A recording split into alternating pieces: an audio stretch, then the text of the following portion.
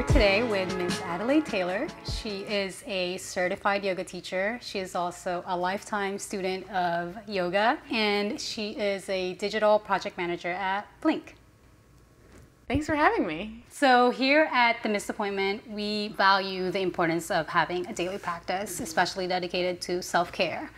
It can be as simple as, drinking your cup of coffee in the morning instead of rushing out and putting in a to-go cup.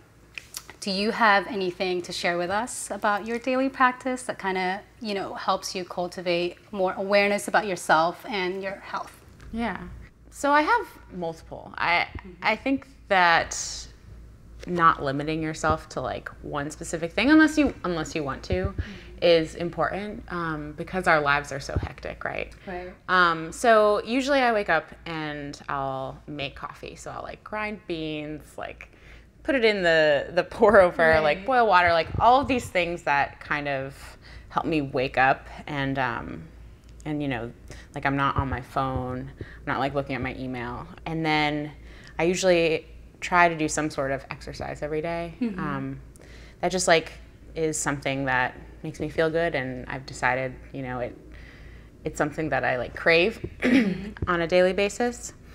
And then in the afternoons, usually after, a few hours of work on the computer, I will take a moment to just sit and breathe. And then later in the evening, and sometimes I'll do like a couple of yoga postures, like restorative yoga postures. And then in the evening, I'll like water the plants and do like little things around the house. But again, like getting away from kind of my computer and my phone, and just trying to be very intentional in what I'm doing. So those are my daily practices. Okay. Yeah. In addition to mindfulness, I think that yoga also kind of instills with us like the whole body awareness thing. I mean, when I practice yoga, or when anyone practices yoga, they have to put themselves in these positions where, it's very twisty, bendy, and very complicated positions, right? And it makes you aware of where your limbs are relative to your other limbs and relative to your mat, to the people around you and the space you occupy. Aside from, again, mindfulness and body awareness, is there anything else that people can benefit from yoga? Yeah. Well, I think firstly, the asanas, or the physical practice of yoga, is important. I mean, it's one of the original 8 limbs of yoga, which is like what Patanjali defined as. These 8 limbs are like 8 steps, basically, until like enlightenment. The asanas, or the physical practice, are kind of a gateway, I would say, in our society, because they're the easiest thing to get into. And from there, cultivating not only poses, but also like a seated practice or a meditation, and becoming not only aware of your body in space, but like your state of mind will also be incorporated in a practice. Yeah, and I think like yoga too also kind of helps you practice self-discipline. Like you showing up makes you want to show up to the rest of the other things you had planned in life. Absolutely, and that's the hardest part. Is there any recommendation you would tell anyone who's never done yoga, who's probably going to look it up on YouTube and how to do the poses? What's one thing or 2 things that they should keep in mind? Yeah, I would probably say to try out restorative poses, to like look up, restorative postures, or yoga for stress reduction, or like yoga for the office worker, like these like real life situations, and there are poses that complement those. A lot of poses like laying on your back, or using like a pillow like this, are like super accessible and don't require like these crazy bendy twists, and are like, most importantly, not painful throughout the day. Like, let's say you drove 45 minutes to work, and then you spent 8 hours on the computer and then drove home. Like, these things are not made for the human body. And so doing some restorative poses kind of start to unwind these core postures, essentially, Right. like of us sitting. Speaking of yoga in the wellness industry, I'm sure you and I are both aware of the increasing, pressure to do more work, to post more and share more. What are your thoughts on this soaring popularity of yoga in social media? Yeah, that's a great question. So it obviously ties to like the business of yoga, right? And the yoga industry. They want to market as well. So Right. so like using these social platforms is one way to grow the yoga industry, and great for them. But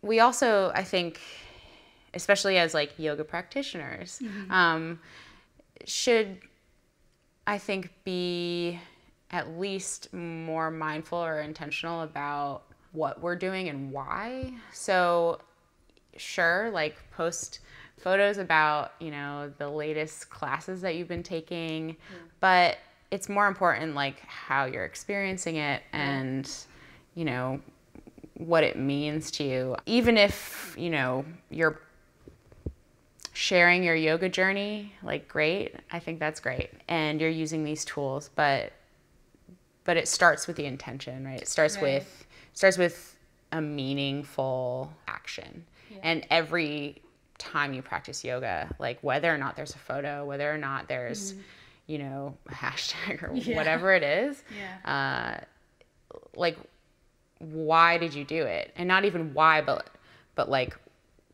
do you remember what you thought about when you were practicing, or like when you sat down for your seated practice, or just breathing in and out? Like there is a reason you wanted to do that, and that's what's most important, and only you can experience that. Exactly. Yeah, I've been practicing yoga on and off for maybe 3 to 4 years, and I've definitely seen it help me cultivate a better self-care practice.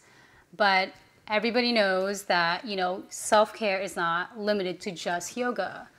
How else do you define self-care? Yeah, so self-care can mean a lot of things. To me, it's emotional, physical, like spiritual, mental, all of the things. It's kind of nurturing a balance within myself, and that's very like personal, right? Only you really understand yourself, and I only understand like my own energy levels, or my own capacity to be social on weekends, or whatever it may be. So self-care to me is this nurturing, but in the context of the fact that I am like a self, right? Self, and little self and big self, which is again the Bhagavad Gita. Kind of this merging of how small we are and how also like impactful people are, and I kind of approach self-care in that way. So finding that balance. And specifically, the practice of yoga has kind of helped me transfer like those lessons into other aspects of my life, and those also affect my own self-care. And so, for example, I would consider myself an introvert, and so I can become like very tired very quickly when I'm around other people. And I may know this, but not consider it kind of in the context of others. And so maybe I'll bail on my friends, right? Yeah, that's a type and of just self-care. kind of, yeah. It is a type of self-care, but it's also without consideration of my friends. So I'm going to lose. Yeah, but knowing what is important for you at that moment, and like, submitting to it because so I definitely think that that's important. And being like, recognizing in yourself like you need some time alone. Right. Recognizing myself, I need some time alone, but also getting better at that. So it's a constant like process of refinement. So maybe one day I understand that, I need to take a day off, or I need to like spend a weekend alone. And maybe like next time I already know that that's going to happen, right? I'm more aware of my energy levels. I can anticipate these things. And so maybe I don't commit to 60 things next weekend. or like I already have a day off planned, and just kind of growing into your self-care, right? Like improving on your own self-care, I think is really important. And for me, yoga and also refining of my own practice has improved my self-care overall. And it will never stop, right? You just like continue to... Yeah, it's an ongoing thing. Just remember, guys, that yoga is not just a physical practice. The benefits are beyond the poses, and it's just an additional tool to your little self-care toolbox. Thank you, Adelaide, for being with us today. Thanks for having me. Thanks for tuning in. See you guys at the next episode. So I've been trying not to look at my phone before bed. But I get into a bad habit of scrolling through Instagram, which is a deep, dark black hole before going to bed. But I'll get there.